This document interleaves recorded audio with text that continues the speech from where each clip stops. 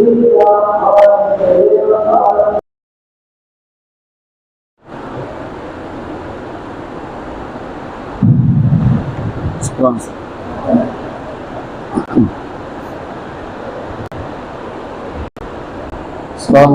warahmatullahi wabarakatuh. Bismillah, alhamdulillah, wassalatu wassalamu ala rasulillah Muhammad ibn Abdillah Miftahil hadi rahmatillah, la hawla wa la quwwata illa billah. Faya Rabbi shrah sadri wa yassir li amri wahlul 'uqdatam min lisani yafqahu qawli. Subhanaka la ilma lana illa ma 'allamtana إنك أنت العليم الحكيم وتب علينا إنك أنت التواب الرحيم. Kepada yang kita hormati Ketua BKN Sediakan Hidayah Rahman Rahim juga kita bersama dan juga yang kita hormati Pengurus BKN Bapak Darno, Bapak Hasan, Bapak Nadi, juga Bapak Hajanas, Bapak Burdadi, para jemaah, Bapak Ibu-Ibu yang mohon maaf tidak dapat tersebutkan nama sudah berkata, namun sedikit pun tidak mengurangi rasa hormat. Mudah-mudahan kita semua diberikan keberkahan oleh Allah Subhanahu wa Ta'ala, diberikan kesehatan, diberikan panjang umur dalam ibadah kepada Allah Subhanahu wa Ta'ala. Amin ya rabbal alamin. Pertama, marilah kita panjatkan puja dan bersyukur kepada Allah Subhanahu wa Ta'ala. Alhamdulillah, walaupun suasana hujan, alhamdulillah jamaahnya masih ada. Mudah-mudahan yang hadir ataupun yang tidak hadir yang bisa istiqamah, yang terhalang karena hujan, insyaallah tetap dapat pahala daripada taklim yang istiqamahkan setiap pekannya. Mudah-mudahan apa yang kita lakukan malam hari ini Allah curahkan rahmat dan ampunnya sebagaimana besarnya hujan rahmat yang Allah turunkan pada malam hari ini. Amin ya rabbal alamin. Salawat dan salam senantiasa tercurah kepada Nabi kita Nabi Muhammad sallallahu alaihi wasallam. Mudah-mudahan kita semua umatnya istiqamah menjalankan syariatnya dan tidak kita meninggalkan dunia ini kecuali kita. Amin ya rabbal alamin. Bapak Ibu yang dimuliakan oleh Allah Subhanahu wa Ta'ala, ini kedengaran apa enggak, Pak? Dengar apa? Dengar hujan.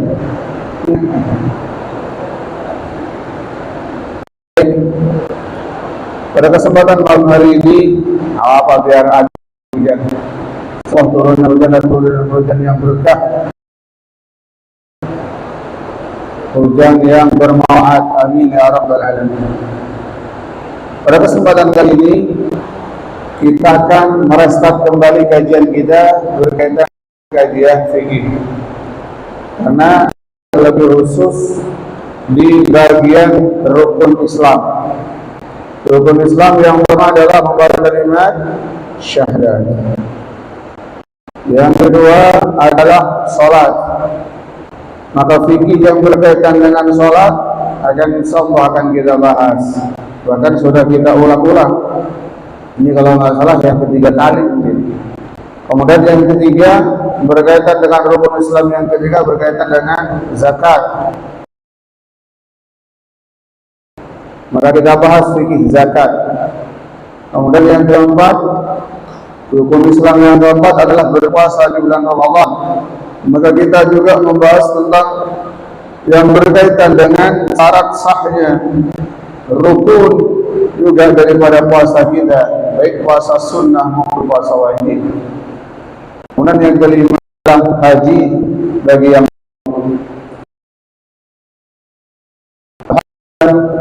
kemarin kita bulan Dzulhijjah kita sudah sedikit membahas hukum daripada haji. kita juga sempat melaksanakan manasik umrah.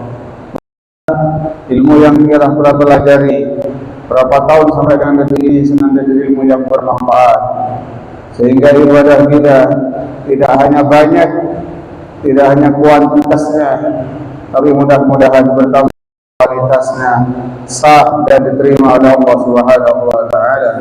Amin. Muliakan Allah Taala.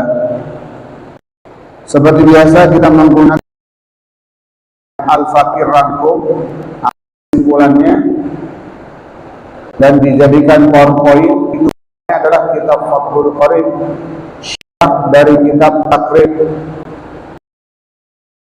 Jadi untuk lebih mudah kita memahami, inginkan slide-nya, karena Arabnya bingung nanti, dikasih yang gampang aja dah. Semoga mudah-mudahan dengan dibikin PowerPoint seperti ini lebih mudah. Amin ya rabbal alamin. Bismillahirrahmanirrahim. Ahkamit taharati. Kitab yaitu ketentuan-ketentuan, ahkam, ketentuan atau hukum-hukum at-taharati berkaitan dengan bersuci. Dalam ilmu fikih, mau kitab sekecil apapun kitabnya, misalnya kitab Safinatun Najah yang dulu awal-awal kita pernah pakai itu, sampai kita bikin jilidnya jadi fotokopi dan lain sebagainya. Oh, masih di depan masih ada. Itu dulu yang kita yang kita pelajari sebelum kita ada proyektor. Di kitab yang kecil itu, kitab Safinatun Najah, kitab yang terkecil dalam kajian ilmu fikih, tetap yang dibahas pertama permulaan adalah babut taharah, bab tentang bersuci. Kemudian lebih besar lagi kitabnya, kitab Takrib, tetap bab yang pertama babut taharati. Kemudian disyarah lagi menjadi kitab bab pertama babu ahkamit taharati, tetap bersuci. Kemudian ada kitab di atas kitab Fathul Qorib, syarah dari Fathul Qorib namanya kitab Bajuri. Di situ juga tentang taharati, bab tentang bersuci.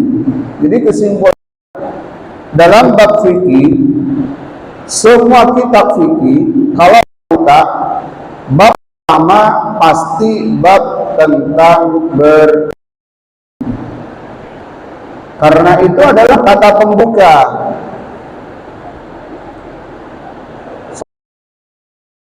Salat kita tidak mungkin diterima kalau kita tidak bersuci dengan baik. Maka ditahuilah ini yang pertama. Kalau kita langsung bahas bab wudu,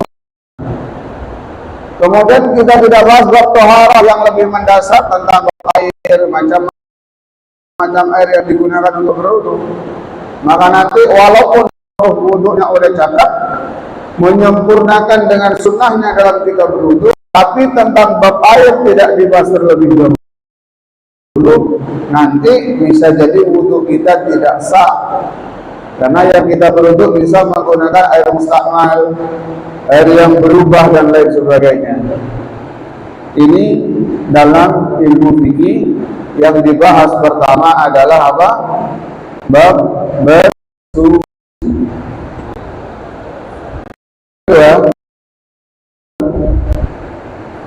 Di dalam ulumul hadis,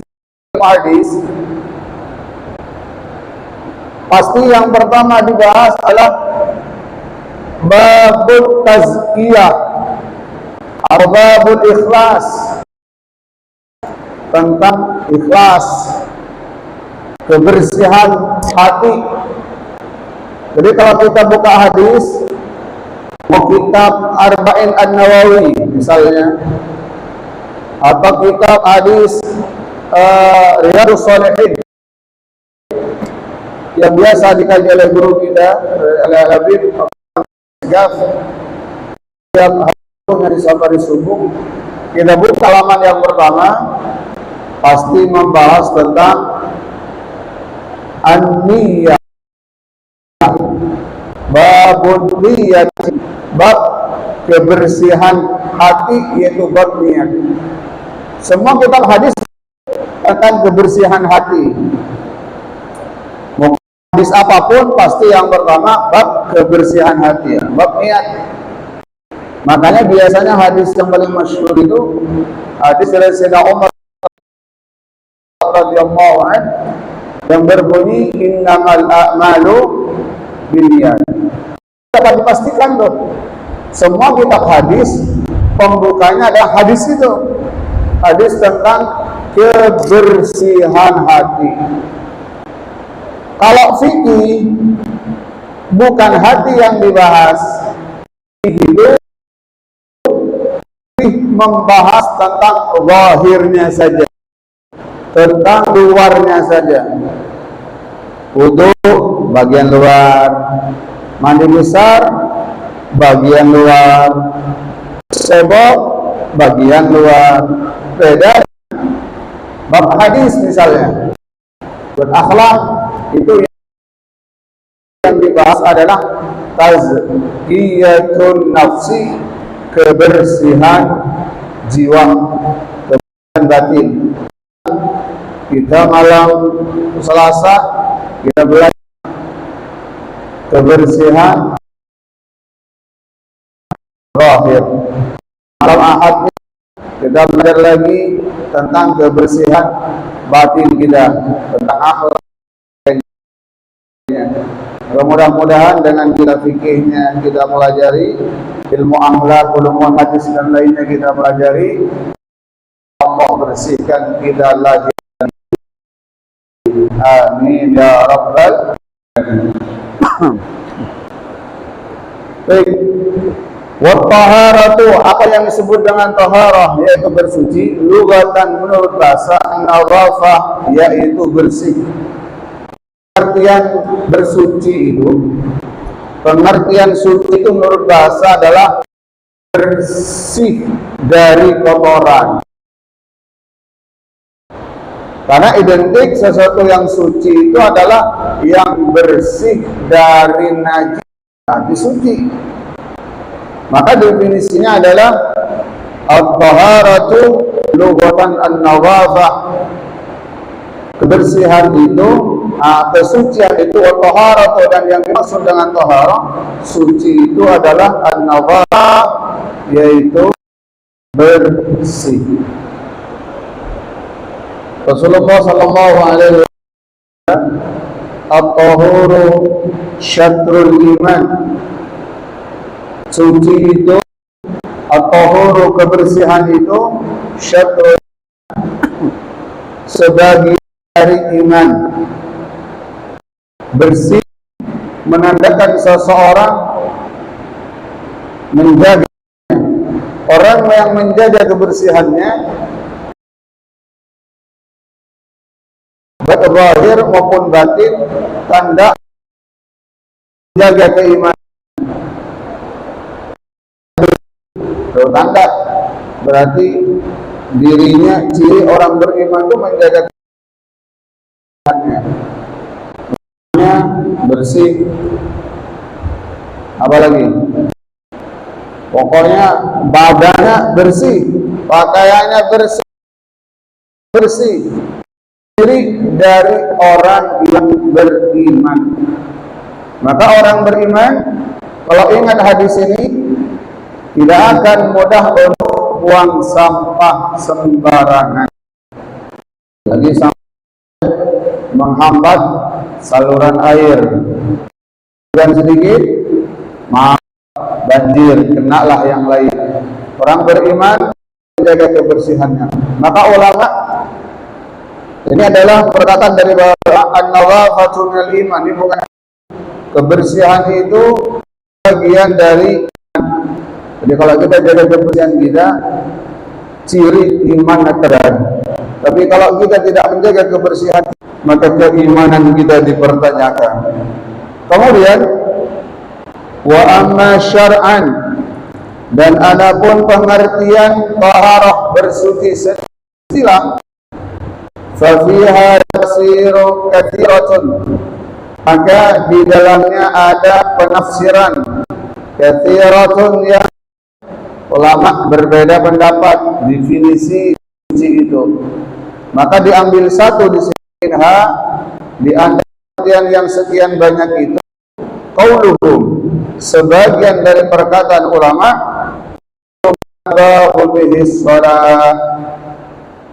jadi yang disebut bersuci adalah fi tustabahu fi bihis, yaitu mengadakan sesuatu yang sholat diperbolehkan. Itu isi. Jadi bersuci itu adalah melakukan sesuatu yang dengannya sholat diperbolehkan. Itu pengertian apa? Bersuci. Maka disebutkan min wudu'in, yaitu contohnya dari berwudu. Kenapa berwudu disebut dengan bersuci?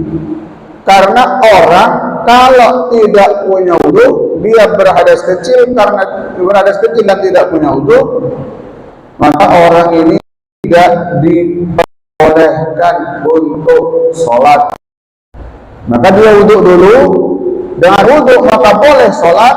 Maka wudu ini disebut dengan sesuatu yang dengannya sholat diperbolehkan. Kemudian wa ghuslin, dan bukan mandi junub, mandi besar. Mandi besar, orang yang hadas besar dilarang sholat kecuali sudah. Nah, dengan mandi besar ini maka sholat diperbolehkan. Yang asalnya tidak boleh karena apa? Karena junub, maka diperbolehkan. Maka mandi besar disebut dengan bersuci. Contohnya.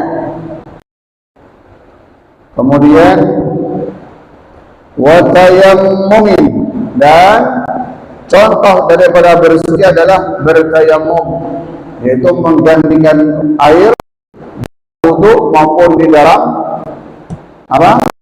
Mandi besar.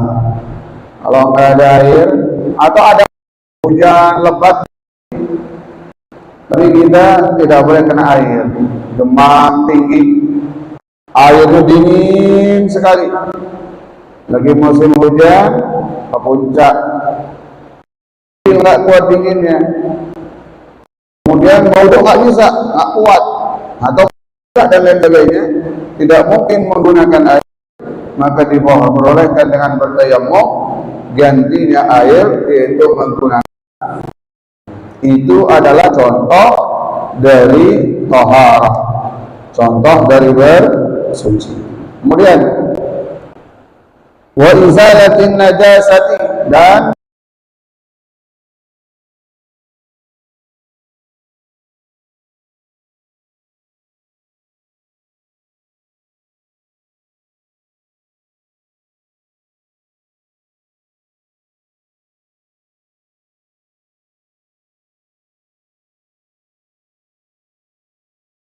menghilangkan najis, termasuk dari bersuci.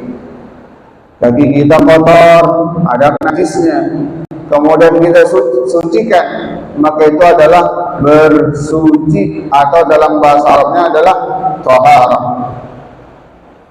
Rasulullah SAW yaqulu salatan bi ghairi tahurin la yaqbalu, tidak akan diterima. Dia pakai fi'il mudhari, tidak akan diterima. Apa yang tidak terima?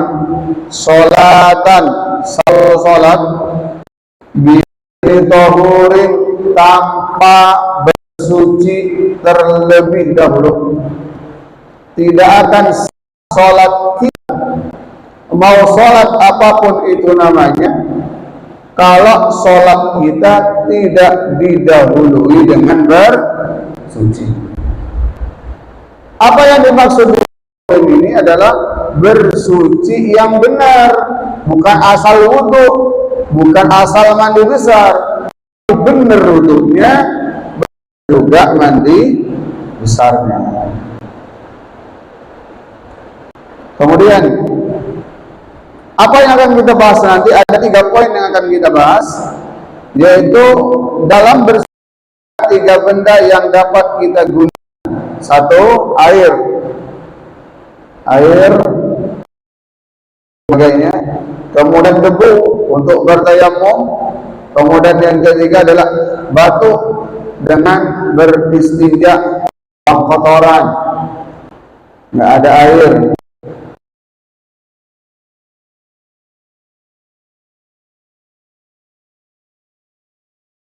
Gunakan batu. Nanti akan kita bahas satu-satu. Semua ada tempatnya. Air kapan kita gunakan? Untuk mandi dan lain sebagainya. Kalau debu kapan kita gunakan? Untuk tayamum. Batu kapan kita gunakan? Untuk kita buang hajat, buang kotoran. Jangan tayamum pakai batu digosok-gosok, enggak sah. Kemudian debu, nggak ada air, pakai debu, tambah kemana-mana. Kalau tidak bisa gunakan air, maka ada juga beristinja menggunakan batu dan lain sebagainya. Maka poin yang pertama yang akan kita bahas adalah bagian yang berkaitan dengan air. Ya, kemudian air arba'ati aqsamin, terbagi menjadi 4 bagian.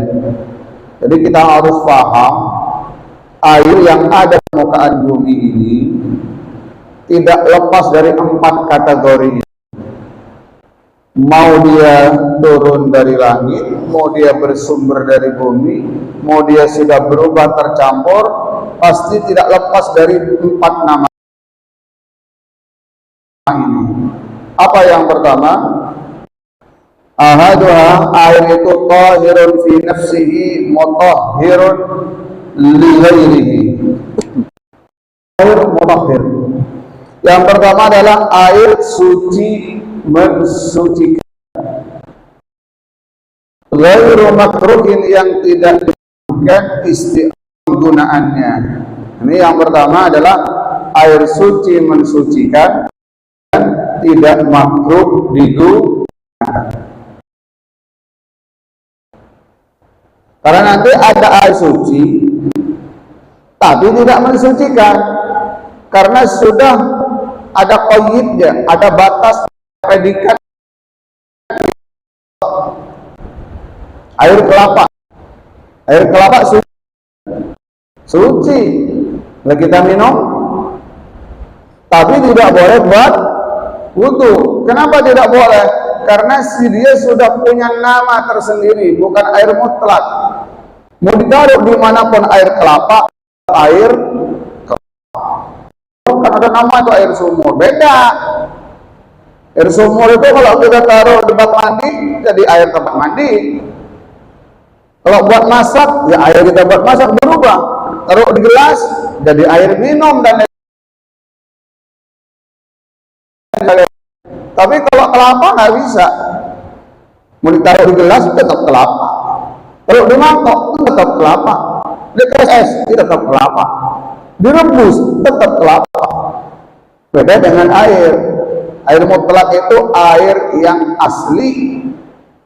Apa contohnya? Pertama, yang turun dari langit, hujan, itu namanya air. Satu contoh. Yang kedua, termasuk air mutlak adalah air yang nyumber, sumber tuh, bukan galian, kayak sungai kemudian ada keluar tuh, itu air sumber namanya, itu air mutlak. Yang ketiga adalah air, itu air mutlak yang belum tercampur campur apapun. Ini yang digunakan kita bersuci mana? Yang pertama ini yang paling afdal. Air suci mensuci. Digunakan. Ini bagian yang pertama. Kemudian yang kedua, yang kedua tahirun, airnya suci, mutahhirun, sucikan, makruh,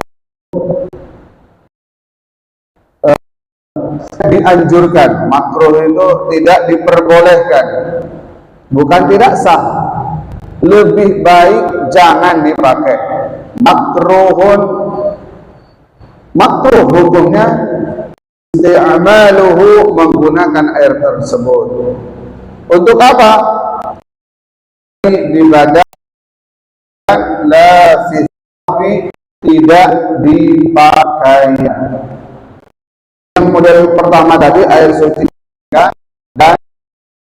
tidak makruh digunakan. Nah, air mirip dengan air yang pertama, suci, sucikan, tapi makruh digunakan. Dilarang, tapi tidak sampai haram, selama tidak membahayakan jiwa seseorang. Air apa itu yang suci mensucikan tapi makruh digunakan?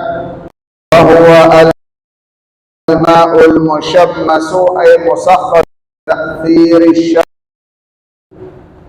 yaitu air yang dipanaskan, air musakhkhanu, itu yang di apa namanya? Tak dijemur, dipanaskan, ditaksamsi dengan sinar matahari fihi, di dalam air tersebut.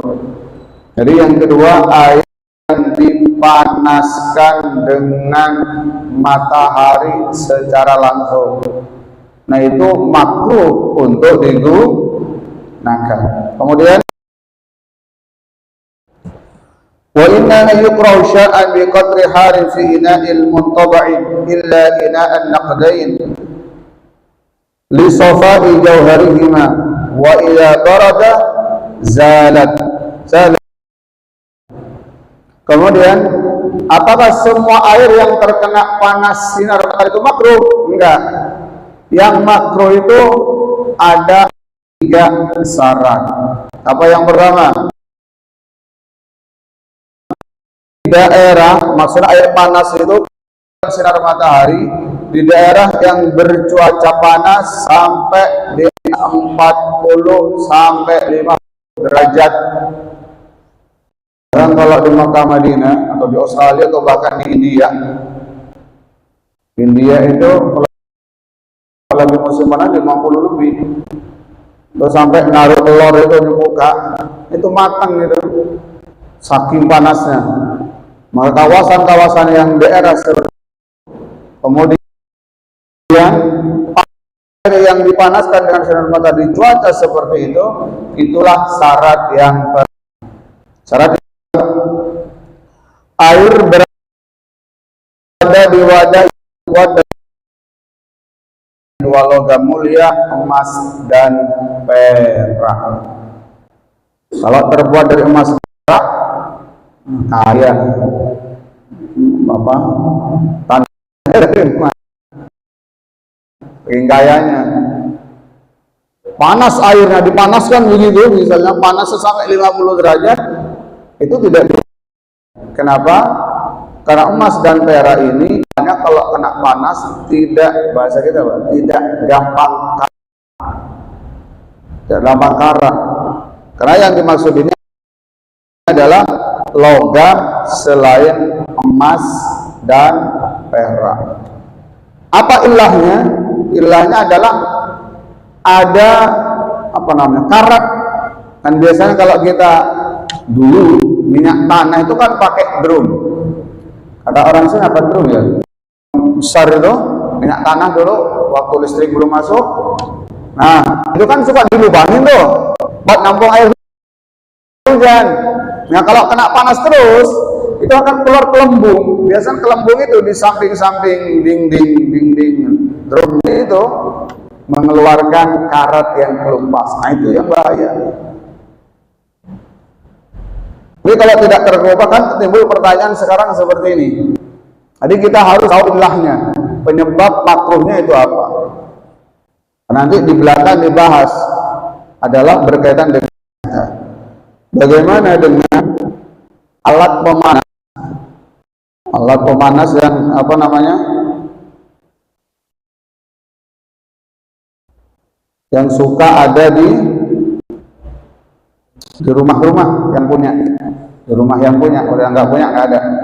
Ada pemanas matahari, pakai matahari, makro itu tidak makro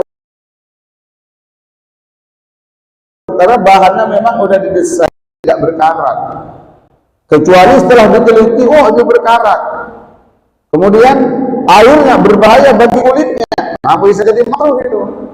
Jadi hukum makruhnya itu adalah terletak dari bahaya tidak bahaya bagi kulit. Tapi kalau kata hasil penelitian misalnya airnya nggak berbahaya, maka tidak dimakruhkan hukumnya. Kemudian yang ketiga, makruh digunakan adalah masih dalam keadaan panas, udah berkarat, lagi panas-panasnya siang hari, buat mandi, buat wudu, sah wudunya, tak masalah. Penggunaannya makro itu terlarang. Makruh itu larangan tapi mengandung dosa, itu namanya makruh. Apa alasan di sini? Disebutkan adalah khawatir menyebabkan penyakit kulit atau kusta. Orang yang suka menggunakan air panas yang dipanaskan dengan sinar matahari dan menggunakan logam yang apa? Yang karat selain emas dan perak. Kalau menggunakan emas dan perak nggak masalah airnya dan lain sebagainya. Tapi kayaknya nggak ada kalau ada, oh bahaya itu.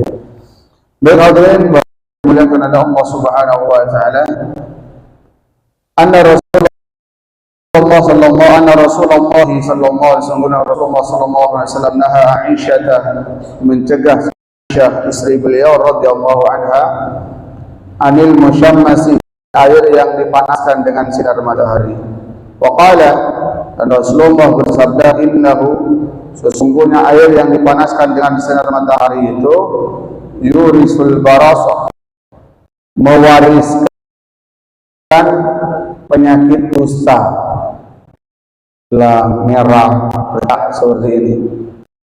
Maka dulu di zaman Rasulullah belum dikenal yang namanya ilmu kesehatan yang canggih seperti sekarang. Kalau akan menimbulkan begini, tapi adalah mukjizat yang Allah berikan kepada Nabi Muhammad melebihi kecepatan pengetahuan manusia pada umumnya.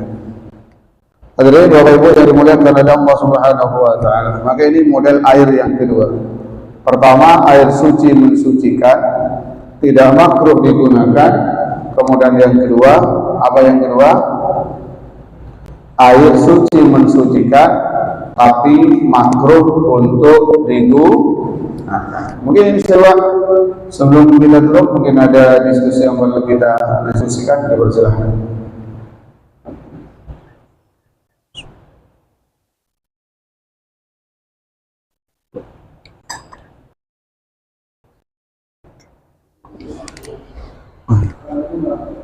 Waalaikumsalam.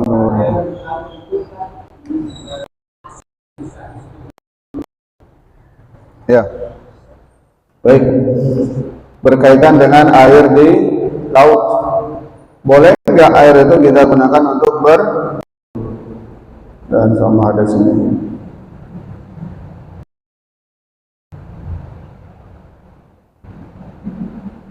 Oh, baik.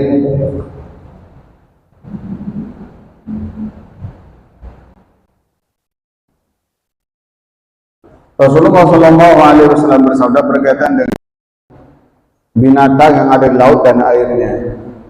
Apa kata Rasulullah? Hewan yang ada di laut, yaitu ikan yang ada di laut, itu adalah halal ikannya dan suci airnya.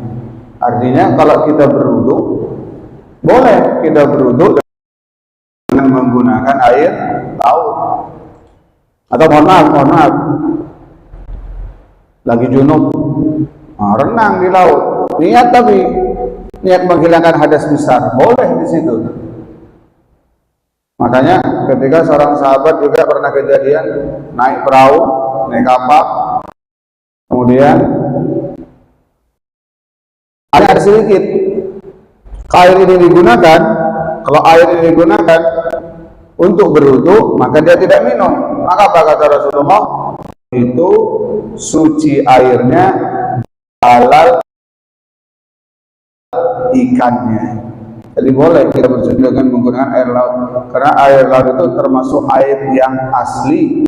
Contoh daripada air mutlak atau asli, yaitu yang pertama, suci, mensucikan, dan makruh digunakan. Itu masuk golongan itu ya. Baik, cukup ya. Udah pada nunduk kayaknya. Udah cukup. Jadi insya kita akan bahas pertemuan akan datang berkaitan apa contoh air mutlak lagi, nanti kita akan bahas lagi. Mudah-mudahan ini sebagai pembuka di malam hari ini, masih berada di bulan Muharram, di bulan yang dimuliakan oleh Allah Subhanahu wa taala. Mudah-mudahan senantiasa menjadikan pengantar kita meninggal menghadap Allah dalam keadaan husnul khatimah. Amin ya rabbal alamin. Mari kita tutup dengan majlis. Subhanakallahumma أشهد أن لا إله إلا أنت أستغفرك وأتوب إليك. السلام عليكم ورحمة الله وبركاته.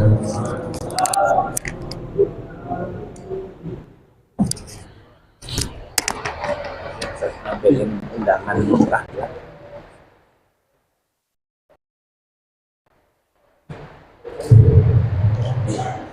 Izin jemaah sekalian menyampaikan doa amanah benda yang ada ini, mohon kehadirannya doakan